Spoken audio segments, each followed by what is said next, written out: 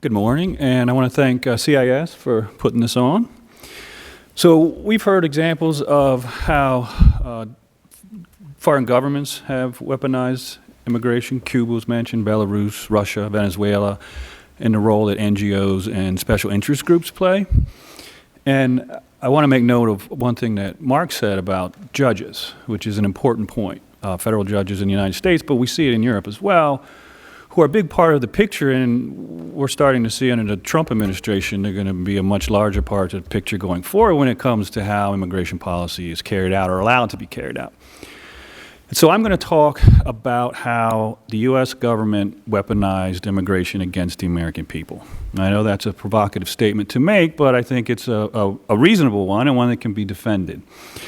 So what occurred the last 4 years under the Biden administration wasn't due to circumstances beyond its control. It wasn't due to incompetence. It was the result of deliberate and willful decision-making. Who ultimately made those decisions, I don't know.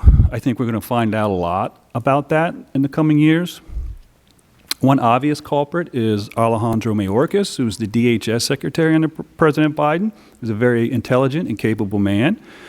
Whose previous performance as a public servant, notably as the director of USCIS under President Biden, indicated what we might expect when he was put in charge of DHS.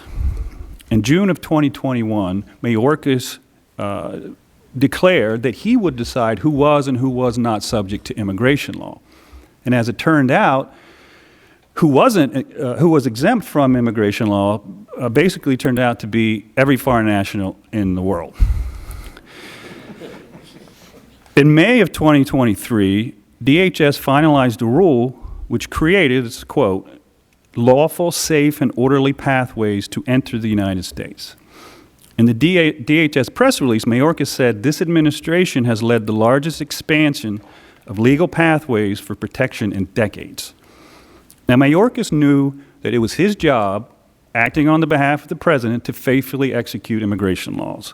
And he knew that the executive branch cannot create new lawful pathways to admission. Why did Mayorkas carry out these policies? Because he banked on the fact that he could get away with them, and in fact, he did get away with them. 2 weeks after the House impeached Mayorkas, it voted to fully fund programs put in place by Mayorkas for which he had been impeached. Congress sanctioned Mayorkas' declaration that I am the immigration law. Of course, Mayorkas knew that his policies were enabling, emboldening, and enriching the cartels and the international smuggling syndicates and causing great suffering and many deaths of migrants who were journeying to the border. He knew that there was rampant child trafficking. He knew that the cartels were handing out children to create so-called family units. He stopped the DNA testing of these family units because he didn't want to know if these individuals were related. He just wanted them released. And Mayorkas did release millions of illegal aliens into the country, understanding full well what the results would be. Now, this isn't to pin everything on Mayorkas. It certainly isn't to absolve him of blame in any way. I have no word in favor of Mayorkas. It is to put forward the proposition and defend it that Mayorkas and those he was working with or for weaponized the U.S. immigration system. I spoke to Phil earlier this week to figure out what we were going to talk about today, and I ran through what I was thinking and trying to flesh out the idea and the question, and Phil said that would make a great book. And I agree. I just don't know how one would go about writing it. I don't know why they did it. So when I think about, and when I was thinking about this topic, I usually go back to a book written in 1992 by former senator and 1968 Democratic candidate for president, Eugene McCarthy. The book was entitled A Colony of the World. And McCarthy argues that the problem with our current administration, our current immigration system, is that it's based on an ideology that is divorced from historical context and practical realities. And McCarthy was a co-sponsor of the 1965 Hart-Celler Act, and he came to very much regret the effects of that bill. He was a man who in his time was very much on the left. He was a staunch opponent of the Vietnam War. There was a rallying cry during his primary campaign to get clean for Gene. McCarthy believed that the United States should be an open society. He did not believe that it meant the United States should have open borders. The Immigration Act of 1965 led to a significant increase in immigration, as well as instituting the family-based system, which in effect outsourced U.S. immigration policy, putting previous immigrants in charge of choosing the future ones. There was also an increase in illegal immigration, which in 1986 our government promised would cease in exchange for a one-time amnesty. The interest of the American people, this is the Cliff Note version of McCarthy's argument, but I think it suits it pretty well.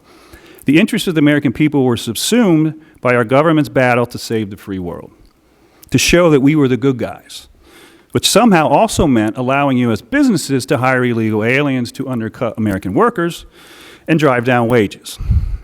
Further, as McCarthy pointed out, it turned the refugee and asylum programs into an instrument of foreign policy with little concern for how these programs affected the domestic affairs of the American people.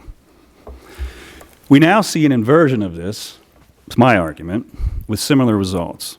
A remnant of this post-war construction has morphed into the contention by some of our political leaders, certainly the leaders of the Democratic Party, that billions of people around the world have the right to enter the United States because whatever is compelling people to come to the United States, whether it be gang violence or poverty, political instability, climate change, is ultimately or was ultimately caused by the United States.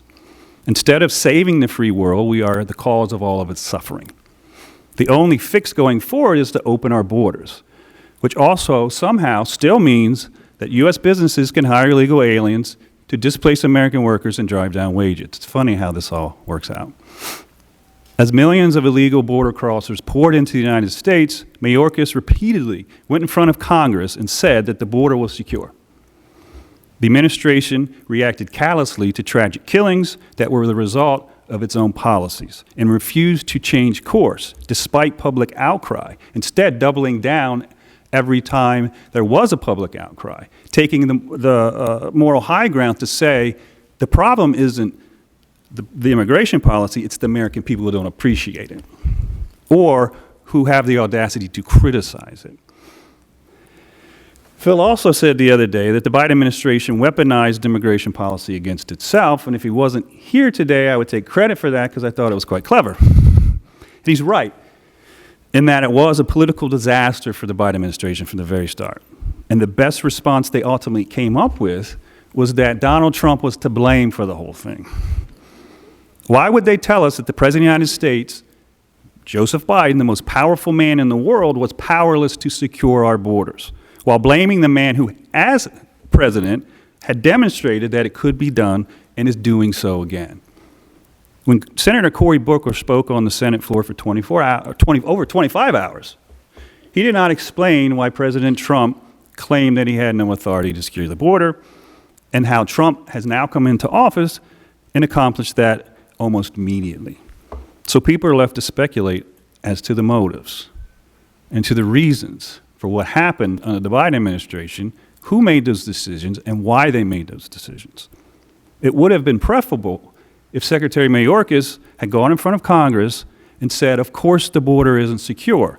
I'm not going to secure it, and here are the reasons why. Then I could have written that book, Phil.